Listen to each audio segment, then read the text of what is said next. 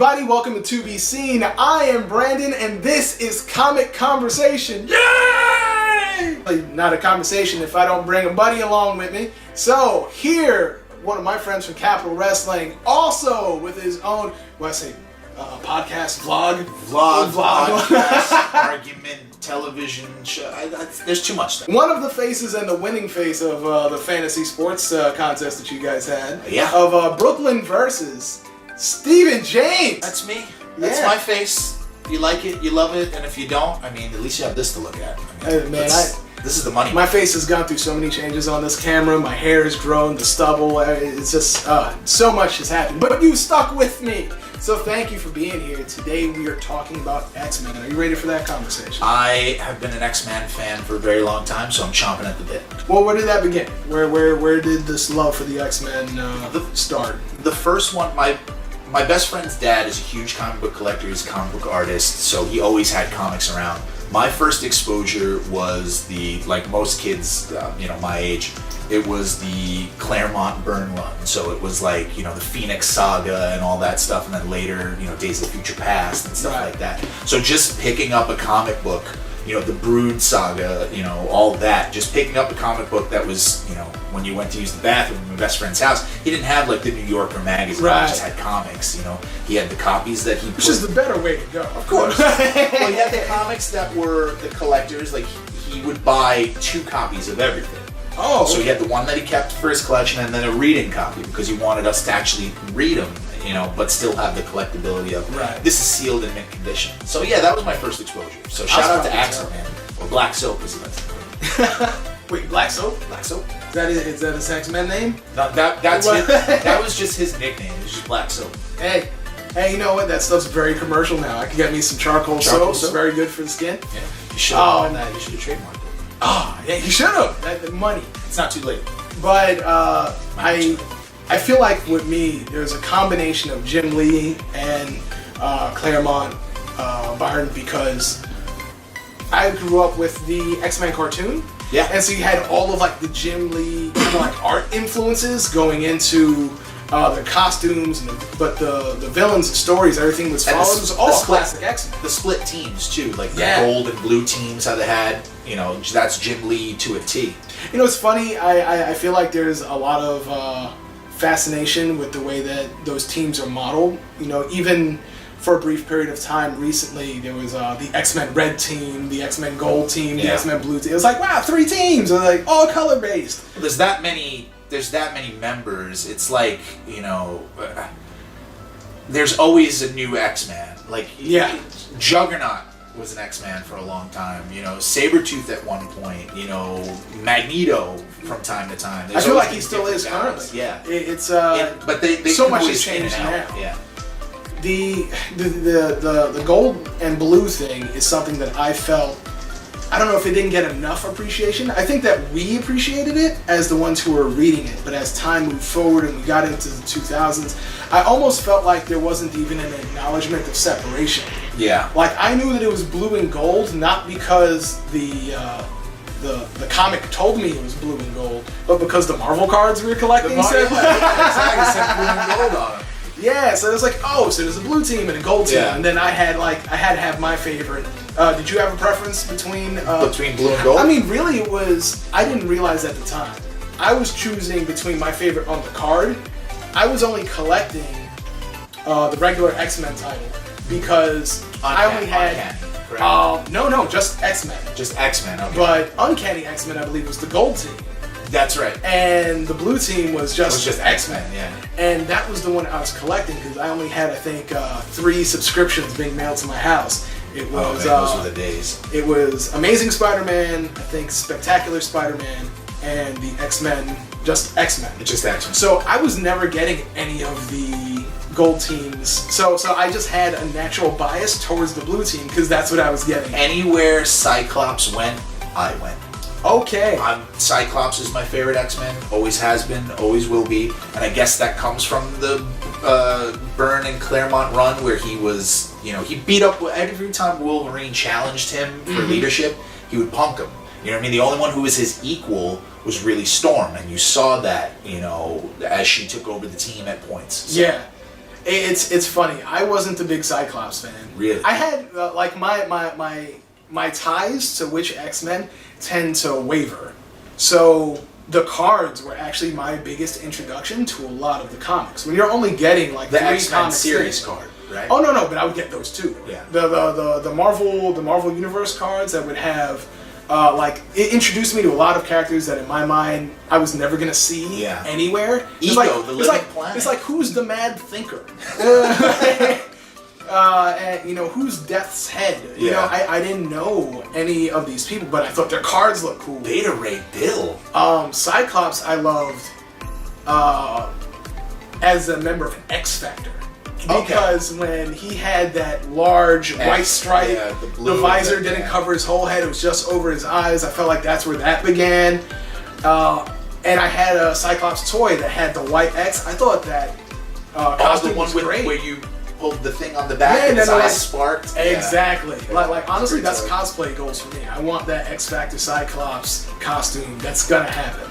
So Cyclops was a favorite for me at first because I just thought he looked cool. Yeah. I think the cartoon kind of ruined him. Yeah, they made him a little bit.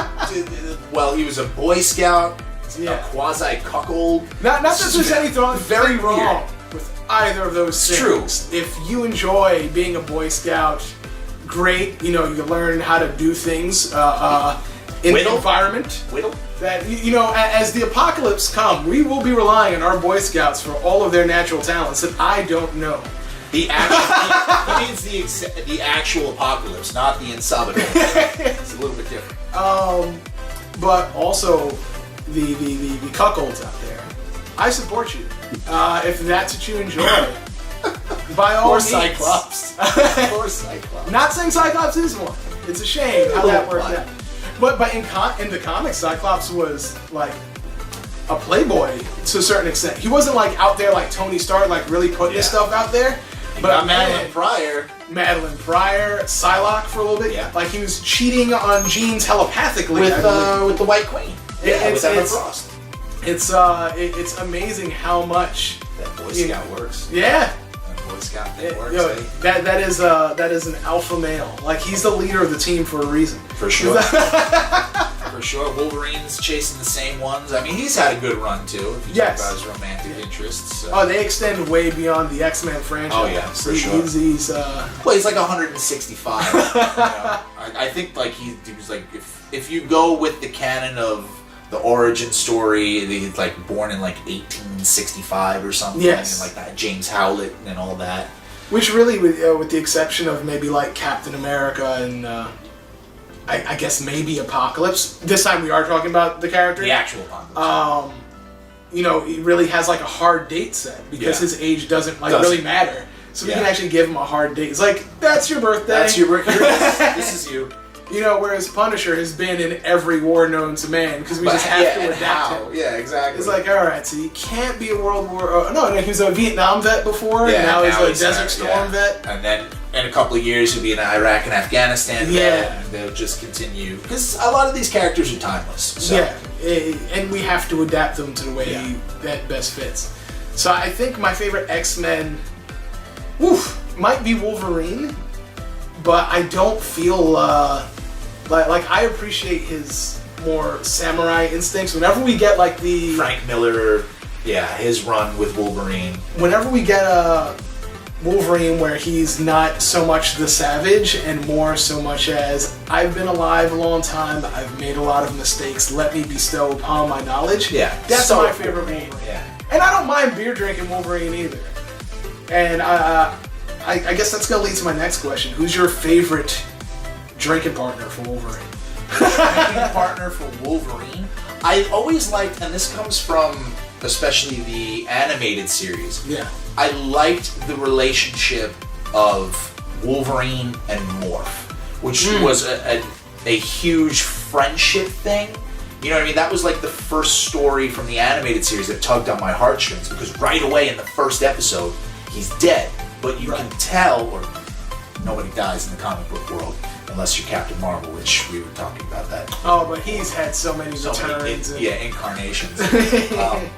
But yeah, just the relationship with Morph was the first heartbreak I ever had. So them as buddies and them seeing them even towards the last few episodes where he comes back, that relationship. So them as drinking buddies. I like the relationship between him and Gambit. Wolverine and Gambit Victims, which was like a limited series, is one of my favorite. They're basically, it's a detective story with them, and they're going after like Jack the Ripper essentially. And originally they think that it's Wolverine who's gone berserk. Fantastic story. So I recommend that to as many people as humanly possible. But that would be his drinking buddy. I always fancied that they would get along well, and then maybe as I got older, started reading more, I was like, no, they would probably just piss each other off. But those were my two favorites in the cartoon. Yeah. Wolverine and Gambit. There was something, I guess I was reaching angsty teen maybe. Yeah. So those are like my dark heroes. You got the savage Wolverine. The anti-hero. You've got the criminal element of Gambit with the black and red eyes. Different presentation. Swooning rogue. It's just I see this. Now I don't even know if I have a favorite X-Men. It's probably going to stick with Wolverine, as already mentioned. But my favorite drinking buddy might actually be Nightcrawler.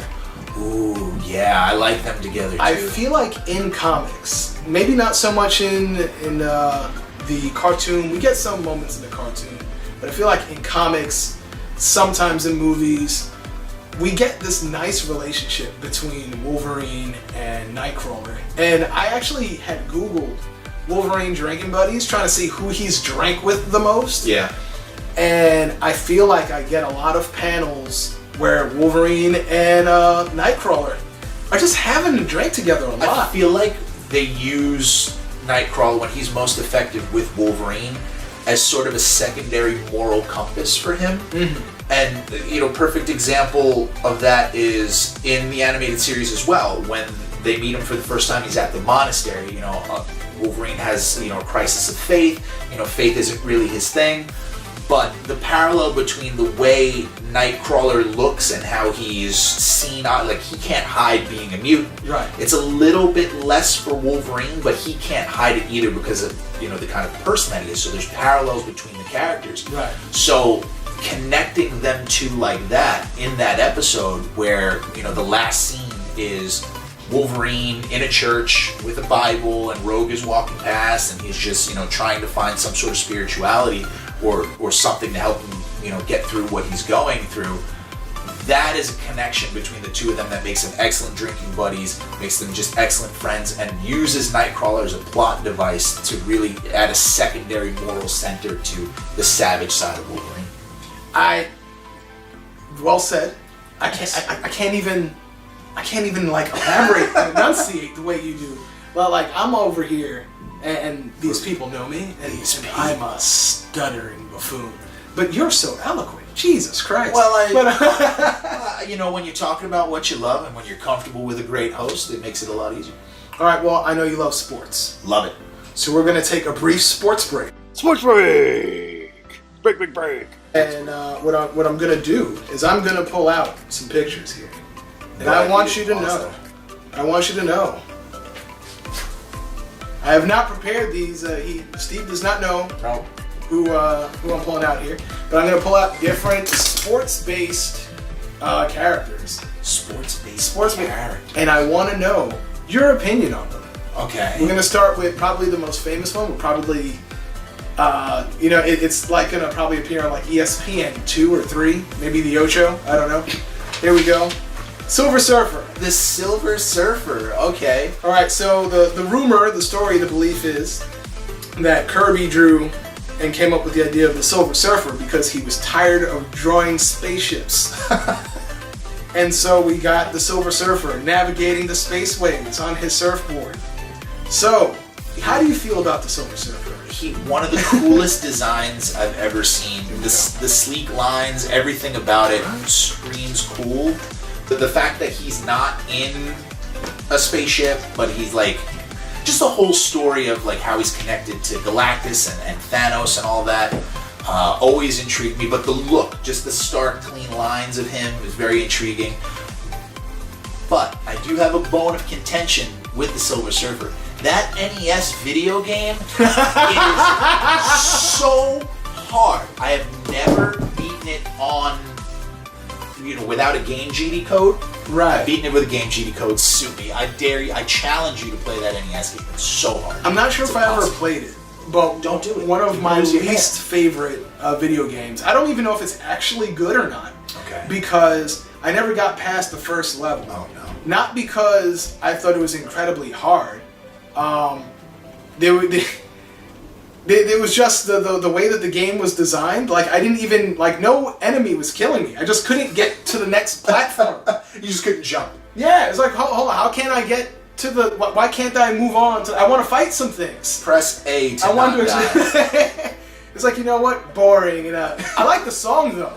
Like, Adamantium Rage had, like, I was really ready to, like, get into the game. Like, And then it's like it's like the first Hulk movie. It's like, where's I my... want to like you, but I just don't. It's like, in games I really hate sometimes the tutorials, but I really needed a tutorial. For that. Because if I can't even get to the next platform, what the hell's the damn problem? It's about conveying. If they don't convey it correctly, then it's not going to work out. Alright, let's move on to the next. Sports Star. I'm shuffling. We're going to see who we got here. Is this... No, I'm saving that one for last. Okay. Alright, this is DC villain Sportsmaster. Sportsmaster. Now, before we laugh, Sportsmaster has had quite the resurgence on, I believe it's Young Justice. What's the name of the TV show, the animated series? I like how it looks like he's got a North Face jacket on in this one. Like he's straight up coming from the Bronx. He's got the Timbs on. All he needs is the Yankee hat. But, so, is he just really good at sports? I have no... He's a Silver Age creation. Okay. Who's using his sports gimmicks as, gear. So he's got the Trick Golf Club, very much like Penguin has his Trick Umbrella. He's got Trick Golf Club, Trick bat, skis that look like they were jet propelled. So is his arch nemesis Mr. State Athletic Commission? Like... Or like Mr. Ref? I think his original villain was Green Lantern. Oh, wow. But he's currently like one of the leading mercenary. He would be looked at like Taskmaster or Deadpool, or like where he's a mercenary. Because he's not like a top tier villain, but he's gonna get the job done. You can rely on him. He has a much sleeker look now, but I really wanted to. And he's like one of the lead villains. So like if you've got DC. The DC Universe app and you want to check out their TV shows along with their comics, they have Sportsmaster and it's really good. Like he's got ties to the Huntress. He's married to the Huntress in one of the iterations. Yeah, that's one of those things where on paper, like literally just seeing that, it seems like a very stupid idea.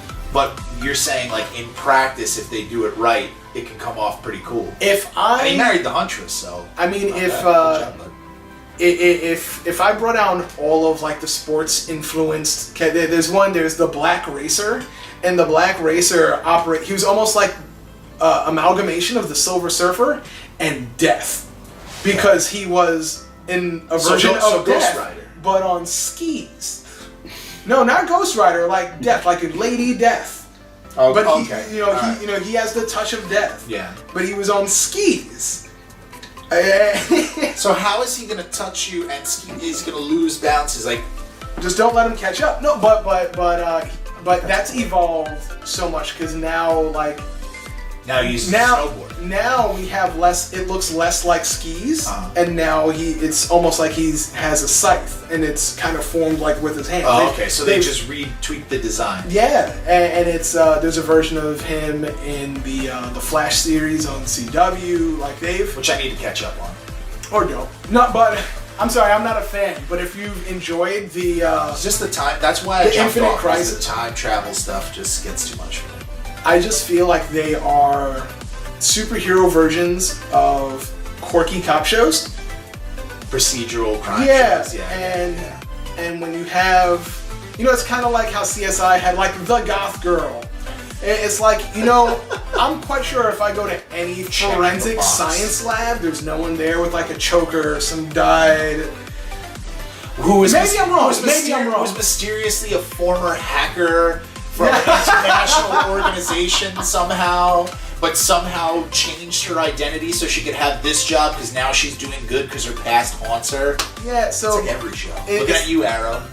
It's like, I liked Arrow, kind of. I didn't really care for season 1. I loved season 2, and then it, to me, started falling off after season 2. I really liked The Flash. I thought it had a more upbeat kind of feel that fit my personal, what I enjoy. Just more in line. But it's still the same kind of procedural police, and it's like, all right, I'm watching the same show over and over again, just different. What's color the swap. point? Yeah. But I was interested in the Infinite Crisis televised which are offering event for free on the CW website, I believe. Yeah, and it's just tough for me to get through because I'm not a fan of the format, but I am interested in the way the characters and the way they. So I'm like really trying to force myself to get through it, even though it's like done now. But like DC, CW, if you want to sponsor Comic Conversation, reach out. I mean, give you. Hey, I have no problem with DC. I love DC. I'm just not a fan of the CW shows. But but if they're sponsoring, yeah, you might be. Yeah. Producer Joe is a fan. Producer Joe's a fan. Much love to Producer Joe. It's all right. He doesn't always agree with me. That's true. You know, but he's the producer, so he can have any opinion he wants. All right. Next up, triathlon. My least favorite sports-based. Triathlon. Looks like kind of the Jon Stewart. Green Lantern. Triathlon is kind of Captain America-like. Okay. In that he doesn't actually fly. This is interesting to see. I feel like he's leaping here. Yeah. Oh my goodness! I'm just realizing on the page that there's a. I'm not even sure if that's a typo. Looks like a typo. It says he lopes. He lopes. Now I don't think he's eloping in here. I believe he's leaping. I think lope is right, but I'm not that familiar might be with another lopes. word. I've never heard lopes used in a. So lope is a word. Lope is in fact a word. All right. Wow. See, and that's another thing. Comics have given me so much vocabulary. That's true. Oh my Goodness. That's one of the first things that got me into just reading in general. Like, okay, there's these cool pictures and a great story. It's like you suckered me into learning. I had someone try to explain to me what carrion, the word carrion means. But that person didn't realize I was a Spider-Man fan and there's a villain named Carrion. Yeah. And so I had to say, like, no, you can stop. I get it. Yeah. Thank you. I see what you're doing. Thank you, Maximum Carnage. But it's when you need to name your villains and heroes and all of the simple names have been taken, really got to go into that thesaurus for your. Then you get triathlon. And then we get triathlon. I think they made the character off the name. They were like, we need a new character. Give me a word. So, triathlon. So I wasn't a fan of the character. How could you? I wasn't really a fan of the Avengers just yet. I felt like that era of the Avengers wasn't necessarily, and I know that like they just weren't cool to me. Like especially growing up in the age of X-Men.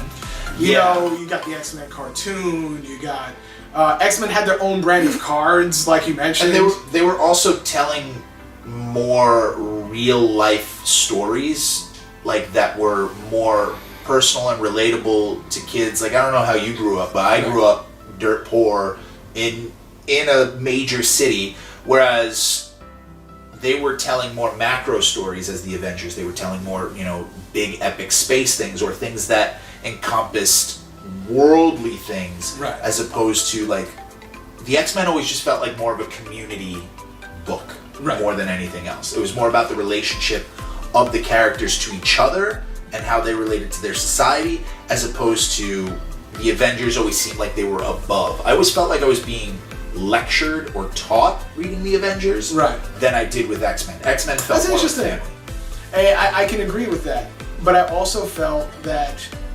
we have our biases. So with DC, I saw the Justice League as like top tier. That's the team, and I looked at Avengers as wannabe Justice League. Yeah. And to their credit, like that's not necessarily fair, but the Justice League or Justice Society was the prototype for what we have now. For the teams, yeah. So I wasn't necessarily wrong with my feelings, just a little ignorant. But a smidge.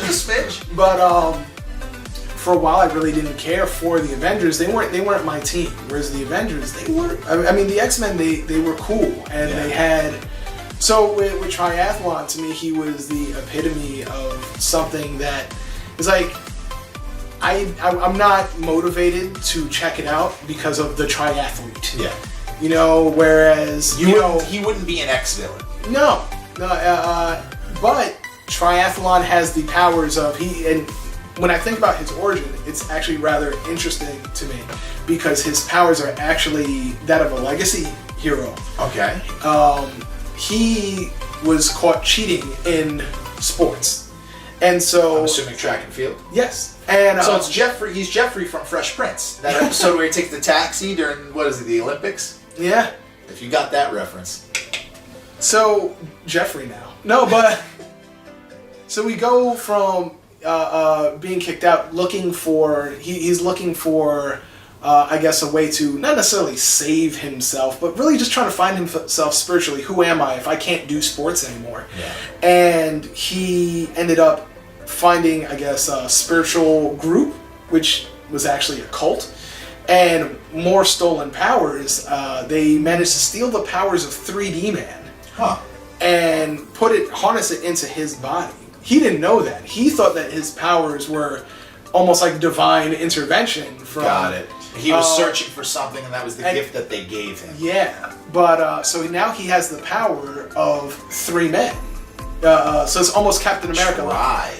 So he's a triathlete. He has like the speed of like perfect man, power of.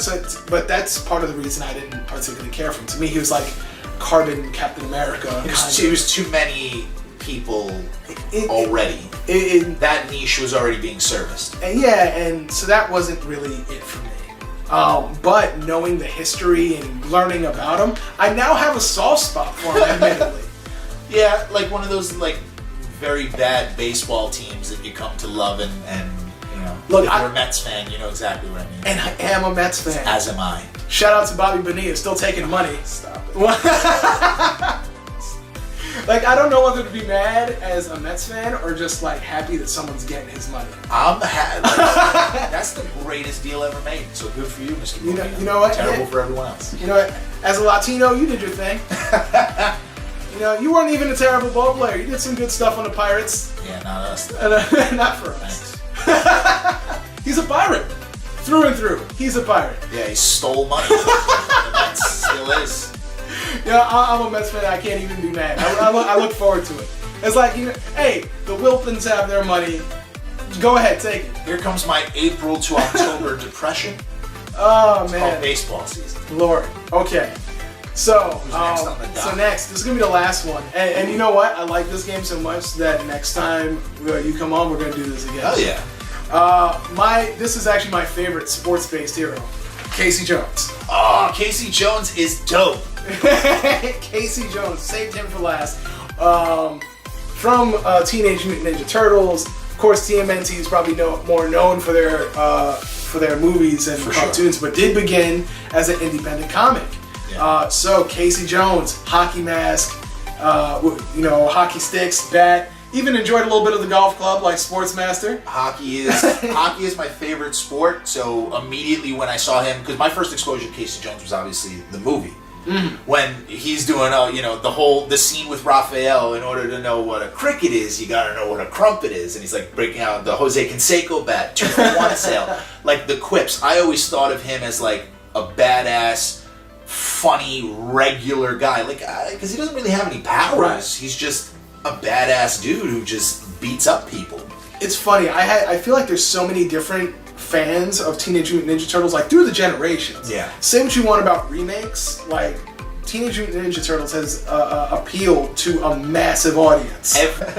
So every iteration they have found a new audience of kids, like whether it be the relaunch of a new animated series, the new set of movies. It's a testament to the characters because they find a way to get people back in. And Casey Jones is one of those people who always finds a way to get kids. Because he's, out of all of the people in the Teenage Mutant Ninja Turtle universe, he's the badass. He's the only one who's like, not a turtle. Like, you could say Raphael is, kind of the badass. Right. but they always have that redeeming thing about him that keeps him kind of childlike, because he's got ties, he's got a family, he's got, you know, his brothers, he's got Splinter, he's got all these people that keep him grounded. Casey Jones ain't got nothing but trying to get laid by April O'Neil and beat people's butts. See, and that's what's hilarious. I feel like depending on where you see Casey Jones, you get a different Casey Jones. Sure. So my first Casey Jones was the 80s cartoon, and he to me looked like this menacing homeless guy. Because he had like the Batman voice. He like Casey Jones in the cartoon sounded like this almost. And the Christian Bale Batman. Yeah, it was just I'm gonna go and show these people what happens in my city. And like that's what Casey Jones would do. But then you watch the movie, and he's kind of like this Brooklyn guy, and you know, him and Raphael, they're gonna show their attitudes. We're from New York. And then in like the TMNT animated movie, he was like barely a factor, but like he was trying to just really get with April O'Neil.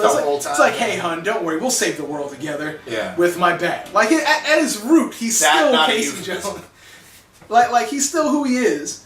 Like nothing's changed. He's still gonna just guess we're fighting ninjas now. Yeah. It's, you know, it's like a slider. It's like, we need a little more badass, a little less, you know, trying to get, you know, laid all the time. Yeah, it's funny. It's almost as if Casey Jones has aged with me. It's like, it's like, you know, now he's got a couple of kids. It's like, I'm not gonna be responsible for the whole city, but man, if they touch my door, and hurt my kids, then it's on. He's starting to become Clint Eastwood. Yeah, Gran Torino, just sitting there with his hockey stick and his mask. Like, I wish somebody would. Yeah.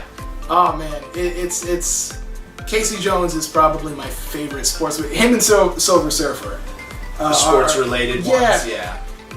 Because it is a sport. Surfing is a sport. I'm surprised there's not a badminton man. Just like there might be projectile. You know, especially in the Batman shuttlecock. That's what the birdie is called. That is exactly what. And I've played badminton and actively enjoy it. It's fun, especially when you hit it just right and it slams people in the face. I hit you with my shuttlecock. It's hard to start badminton because your immediate thing is like tennis, and you can't just whack it. You can't just whack. You can't just whack the shuttlecock. You have to be You have to finesse the shuttlecock well. Very well. You gotta play with that birdie. Let's get back to the X-Men. Fair enough. Fair enough. There's been enough whacking of shuttlecocks. Wow. This episode took a turn. We're still being monetized, right? Yeah, we are. And that's the thing. We are towing a line. We are towing a line, and we're still in the monetized zone. So yeah. So with the X-Men, we talked about beer drinking buddies. Oh yeah. We talked about our favorite X-Men, but I still want to stick with the sports related. Okay. One of my favorite things about the X-Men is their recreational activities. Sometimes they would start a storyline with this, because, you know, we're not going to start with just drama upon drama, new storyline. Let's have them playing ball. Sometimes it's basketball, sometimes it's baseball. I don't know if Bobby Drake shoots some ice down during the winter season, because right now they're on Krakoa, and I don't know what their climate is like over there. I don't know if they get snow. Asteroid M, do they have hockey on Asteroid M? But I want to know, since you are the winner of your Brooklyn versus yeah. Right. You know, your fantasy draft. If you were drafting a team, and we could do multiple sports, but I want to know your perfect X-Men team, and they're all on the board. Because right now, even the villains are living with them on Krakoa.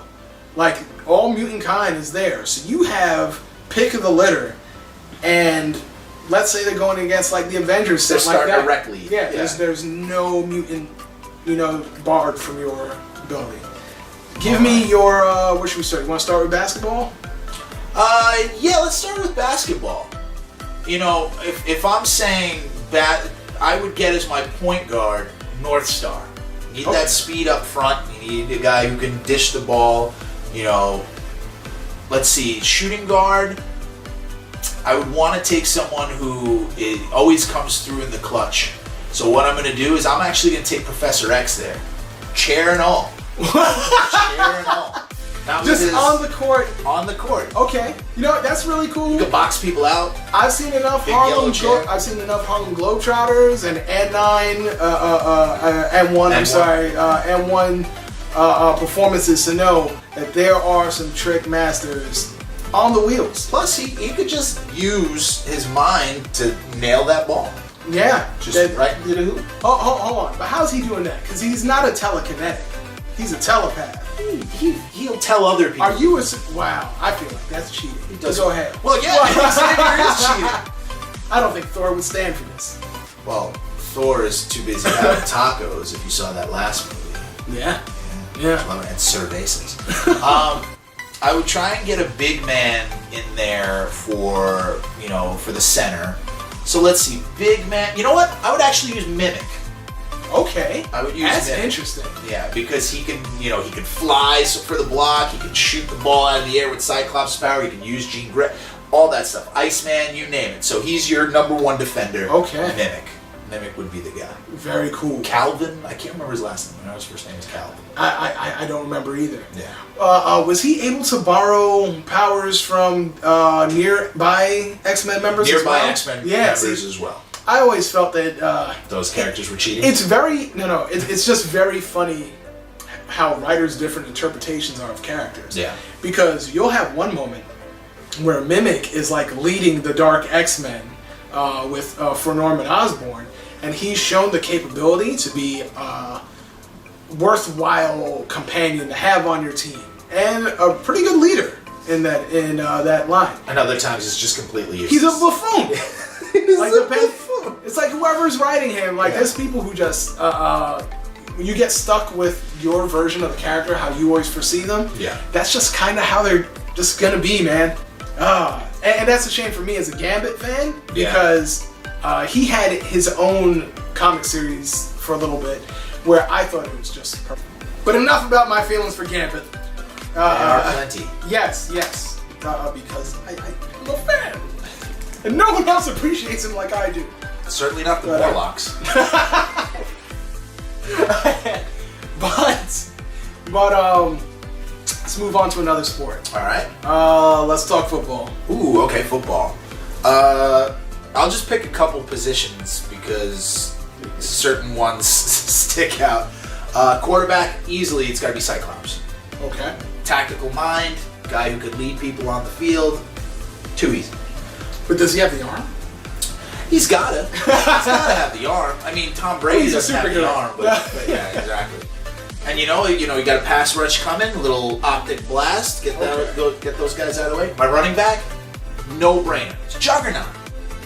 Yeah. Ain't stopping him. Makes sense. Ain't stopping him at all. If you want to say cornerback, I would use Angel. Ball goes up in the air, so does Angel. He's grabbing that football. But Archangel or Angel? Angel. Okay. Angel. This way you know he's not gonna, bet on the other's team and get involved in organized crime, and you never know. Archangel, while a compelling character, give me good old Warren Worthington. Number 3. Third, yes. Number 3. Don't accidentally get Not one of 2 his. or 1, not 56, not 3.14. I'm Warren Worthington Pie. Yes. National Pie Day's coming. But that's a different podcast. And Nightcrawler is my wide receiver because there's not if he can see the ball, he can get the ball. I'm impressed that you haven't used any of your favorite characters from more than one sport. You've got. I'm trying. I'm trying. All right, I want to last one. Okay.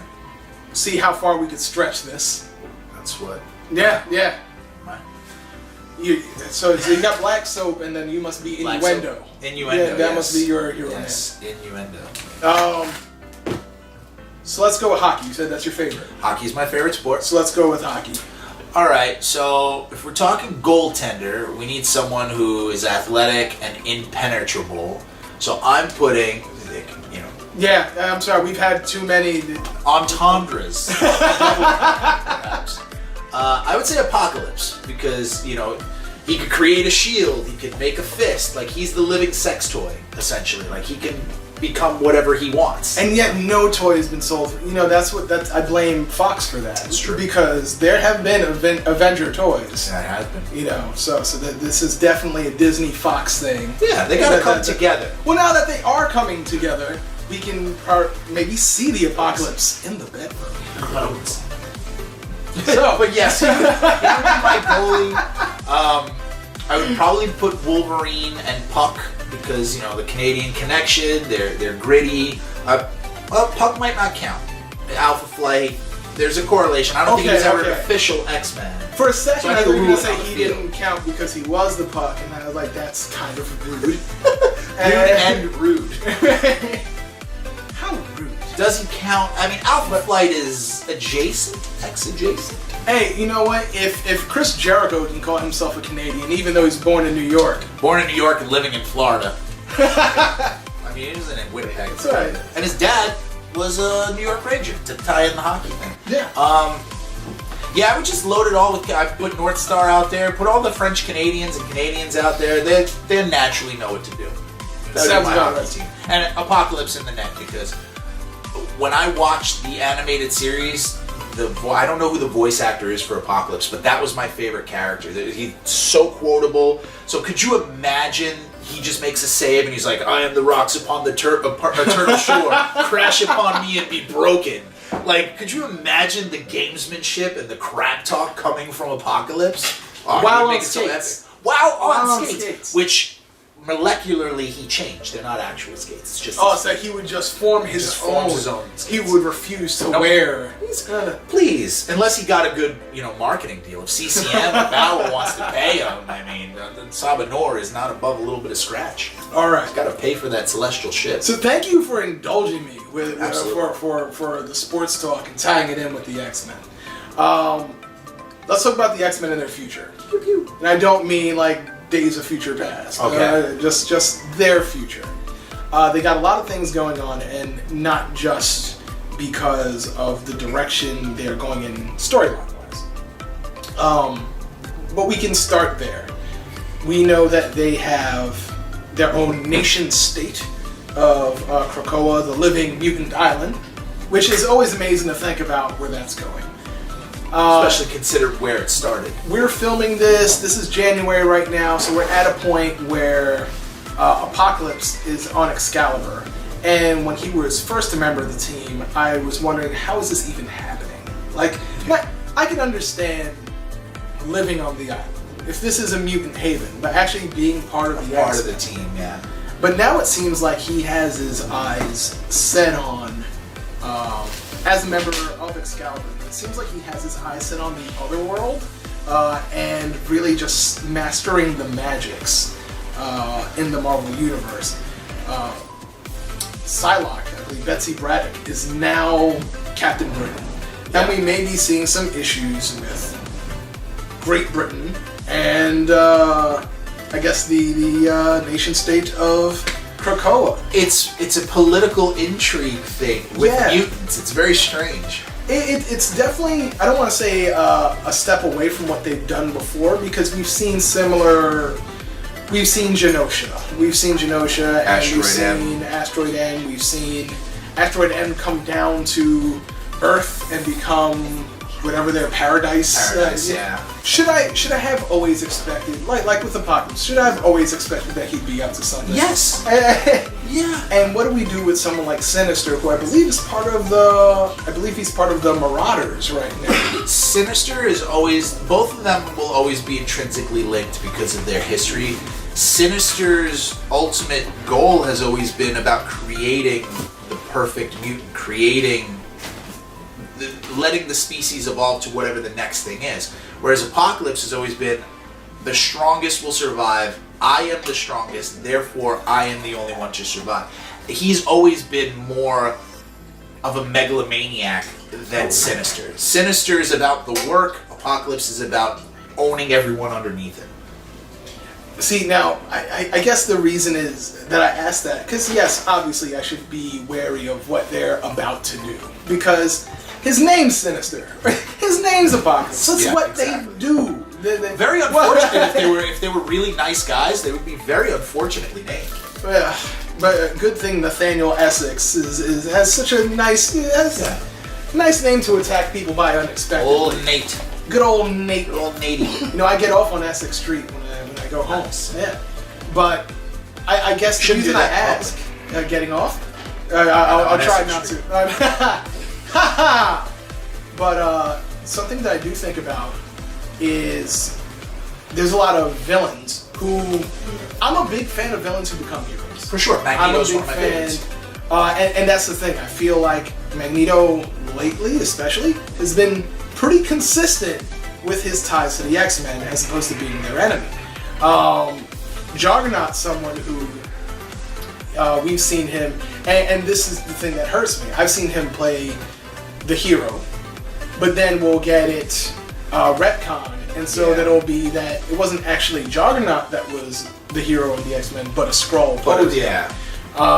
Which I don't like when they use that as the excuse to retcon things. It seems like once or twice is fine, but it's become kind of like a trope lately. So it's kind of retread. So to do that, I don't know. It seems lazy. Yeah, it was hard, especially when I'm a fan of it. Like Spider-Man fan mentioned that a number of times on this show. The Sandman is someone who has jumped from being nearly an Avenger, like he was on Silver Sable's Wild Pack, to being an enemy again. Sticking with the X-Men, are there any villains that you could see towing the line of just being a good guy, being a hero for the people? Well, we've seen it before. Obviously, you mentioned Magneto 1. Do you see any staying around? Emma Frost, any of them staying good and never going back? Yeah, like it's always fun to play in those lines, but that's not compelling enough. I think when you have a character that can do both, like Magneto, you have more options from a storytelling perspective. Magneto would be the most likely to stay good and not hurt the character itself, because the best villains, in my opinion, and why Magneto works is because if I was put in his position with everything that he's gone through, I can't say I would act any differently. I might want to protect mutant kind at all costs too. I might think that, our superiority is more important to protect, if I was put in that position. So I feel like the characters like that are the most relatable. So I think that you can keep him on the good side easier because he's built up more, goodwill. With Apocalypse, you just can't make him good. It goes against the character, what you've known, the basis of, what is justification. He's such a great villain. I'd hate to remove him from the chessboard. And he's probably, if you're talking about ex-villains, the ones who are the most consistent, high-level threat, Apocalypse has to be number one. Yeah, because he's had a number of major arcs. Exactly. I mean, you could say Onslaught, and, but those are like more one-offs and things like that. And it combines two heroes to make that. But Age of Apocalypse, that whole thing was centered around how brutal Apocalypse is, and not having Xavier there. So I think you could do more with Magneto as a good guy, staying a good guy. He's the only one that would really pull off like that. The rest, Sinister, like you said, his name is Sinister. I think I've always enjoyed, and part of the reason why I feel this way is like when I would watch the animated series, I think it's X-Men Evolution, where they were high school aged, and I really enjoyed seeing guys from who we know from like the Freedom Force, seeing people like Pyro or Avalanche, like just mingling with the X-Men, and the idea of one of I just really like a redemption arc. For sure. I also like the other way around, and I'm descent into madness. My least favorite X-Men, and I think could be a better character if he wasn't an X-Men, is Colossus. I'm not a big Colossus fan. I have a soft spot for Colossus because of the legacy virus and his relationship with Kitty Pryde, but now they don't really do anything. I feel that as a person, when, with the exception of maybe the legacy virus and taking that upon himself, he's chosen, we've seen, or at least the writer has chosen for the character to often take selfish steps to get the things that he wants. Well, I saw it in Age of Apocalypse when trying to save his sister, ended up trampling, and I've seen it again in the regular universe. I don't know if it was trying to save Kitty this time or also trying to save Ileana, and I've already seen him jump to the Acolytes to be with Magneto for a very brief period of time. There's just been too many instances where I've seen him fail the hero test in my mind, where I'd be more interested in him as a villain. Yeah, because when given the choice, his choices are always based in not selflessness like a hero normally would be. Right. Selfishness is what Colossus is. Except for, obviously, the Legacy Virus being the one. See, and that's the one. And it's a huge one. It's a big one. Yeah. Especially when the original animated series, and you think of, Peter being this gentle giant, like that was the appeal. Yeah. Like I loved Colossus. Fresh to America, wide-eyed, didn't understand why everyone was, getting on him. Mm-hmm. Yeah. That was the Colossus I loved, and now my feelings for him have just kind of tapered off.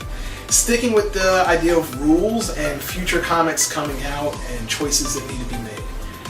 Deadpool has strong ties to the X-Men. He's someone who, obviously, his comic's gonna wander around. Yeah. But he's not a mutant. Not a mutant. So does he get to be on the nation state? Does he get to visit? Does he? Nope. He gets to visit, maybe. Maybe. I think he gets to hang out. Maybe if he rejoins, if they redo the Exiles, if you remember the Exiles, I remember Blake the Exiles. and all that. Maybe she could blink him onto the nation state. But other than that, I mean, like, would you want somebody who's just going to come in, talk a lot of crap, and eat your chimichangas? No. No, I wouldn't want. He's got to be a terrible house guest. If I'm talking about one person that I don't. Okay. Well, he's not showing up with like booze and food. I feel that he shows up and he's the most fun guy around, but he's always showing up at the most inappropriate times. Yeah. If I want a party, I want him at my party.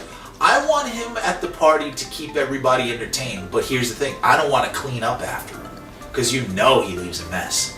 Half of that uniform is like covered in crumbs. It's covered in crumbs. Deadpool is covered in crumbs. Okay. Yeah. That's what I feel. Alright, I'm with you. I'm ready to step away from the comics. Alright. As we wind things down. There's one more Fox X-Men movie coming out. That is going to be the New Mutants one. It has a bit of a horror take. I'm excited for it. Actually, I don't even know what I should feel for it, because I was excited at the first trailer, and it's been pushed back and reshot so many times to try to change the way it looks and feels, and things were off. And then the most recent news is they're actually going with the original cut. We're going with the original cut. That's what's getting put out there. I was excited for that original cut. How do you feel about this horror, almost like a horror genre coming into the X-Men? I'm intrigued because it's something different that I didn't think was going to happen. When I saw the trailer, it was a friend who was showing it to me and didn't say anything about it being New Mutants or anything like that. So I didn't know really until I had the aha moment and then it came up on the screen. I was fascinated. I haven't seen anything like that. The closest I can think of right now is like the Blade movies had the sinister sort of sci-fi horror feel, the original one especially. But to take the New Mutants characters, whoever they're going to use, it's going to be interesting to see how they make it a horror film, because I remember in the comics when they were doing the New Mutants thing, one of the first stories was them overcoming the nightmare scenario, and right. Ileana, going to limbo and like all that. So I'm interested to see how they do it and what characters they use, because like seeing somebody like, say, Sam Guthrie, for instance, Cannonball, like if they bring him into I do believe he'll be in there. How do they work him into a horror story? It's definitely gonna be interesting. And if it's the last Fox related one, let's just get it out of the way. It's Makes kind sense. of a part of it. No, it's weird. My relationship with Fox and the X-Men movies is so just mixed, because X2 is perfect. the original X trilogy, like X-Men 1, I liked when it came out. I don't think I'd enjoy it as much now. Didn't hold up. But like I enjoyed it when it came out. Yeah. Same. X-Men 2, I think I started getting a little more, I don't want to say fanboyish, but definitely clung to certain things, and so I enjoyed the movie, but didn't necessarily like the representation of some of the characters, it's like really, like, as someone who's a big Wolverine fan, I didn't like their version of Lady Deathstrike. That's true. I will say that. And I felt like there were just a lot of changes. Like, I liked Nightcrawler. I liked how he was. Alan Cummings, great performance. He's great in anything. Yeah. I'll watch anything that he does. Like, I'll watch him make a milkshake. Ooh. A lot Good of time, right? A lot of boys in the yard after that. You know what? Based on his performance in Kinky Boots, it's probably true. And you know what? It wasn't even Kinky Boots. Damn it! You know what? Take that out. Take that out. No. This is not a Broadway show, so I'm allowed to mess up. Not yet. But We sing at the end. But you know, X-Men 3, X3. That was just like a terrible, Abomination. abysmal. Yeah, I think I used it as a coaster at one point. That's how bad that movie is. There's, you know, I'm more forgiving of Spider-Man 3 than I am of X3. There were some redeeming things about Spider-Man 3. It was a terrible movie, but there were redeeming qualities about it. Whereas X3 was probably the worst comic book movie besides the first Ang Lee Hulk. Yeah. Because for me, that's the worst comic book movie I've ever seen. That works. I'm not going to contest that. And then X3. Okay. Yeah, I can see that. Not good. No, not at all. I had a good time making fun of Ang Lee's Hulk though. Like in the theater. I didn't wait for like a DVD release. Like in the theater, just cracking jokes. So for sure. I got my money's worth. Yeah. It was terrible. I just sat there like, well, okay, so now Nick Nolte is doing what? What is happening here? So the X-Men are not. I can't say now, but they will be part of the MCU. I feel like there's a lot of rush from the fans, and there probably shouldn't be. Yeah, there's no timetable. I have no clue how they're going to. You know, if the Avengers were the platform, the prototype, so to speak, we were introduced to all these characters first, and then came the Avengers. Guardians of the Galaxy was first like team movie. Just hey, here's a team. The next set of Marvel films have nothing to do with Fantastic Four or the X-Men.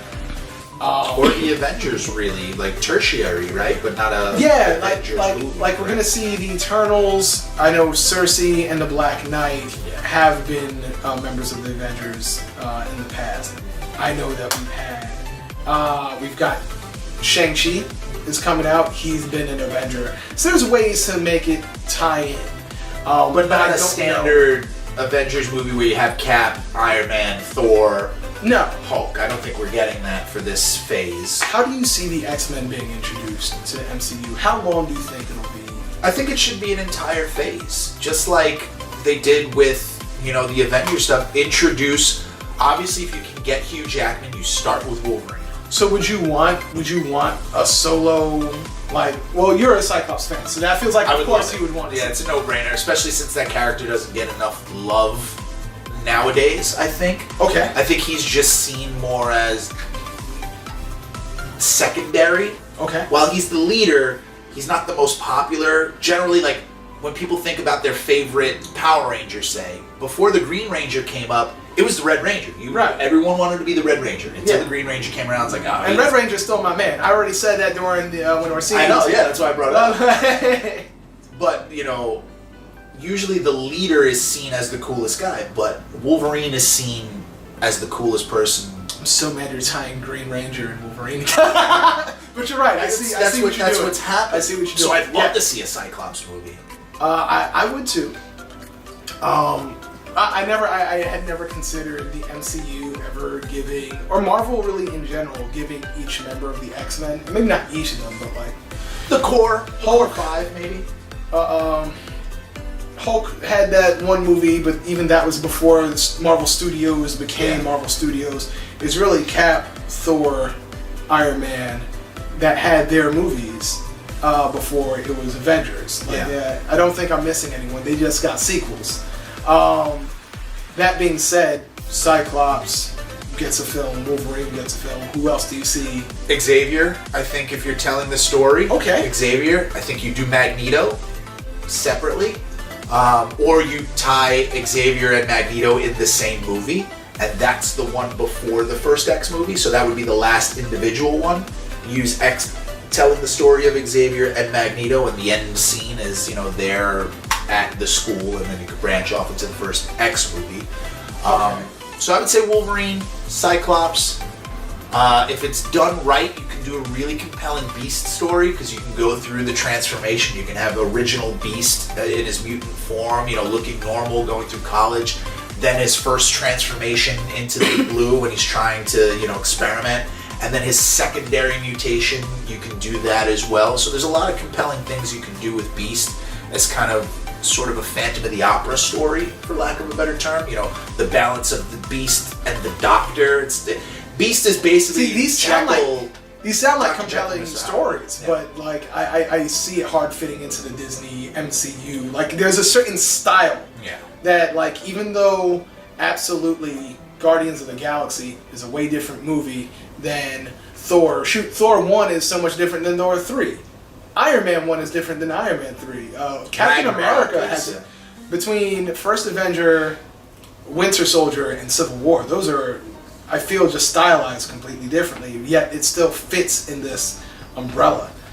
I like the idea. I find it so hard to see the Disney pop culture Beast movie. I think that the X-Men is the one portion where they need to not do the pop culture thing. They need to change the way they think a little bit. Okay. For me, the way I see a really good first X-Men movie cinematically is more like The Warriors. You shoot it more like a family, us against them type thing.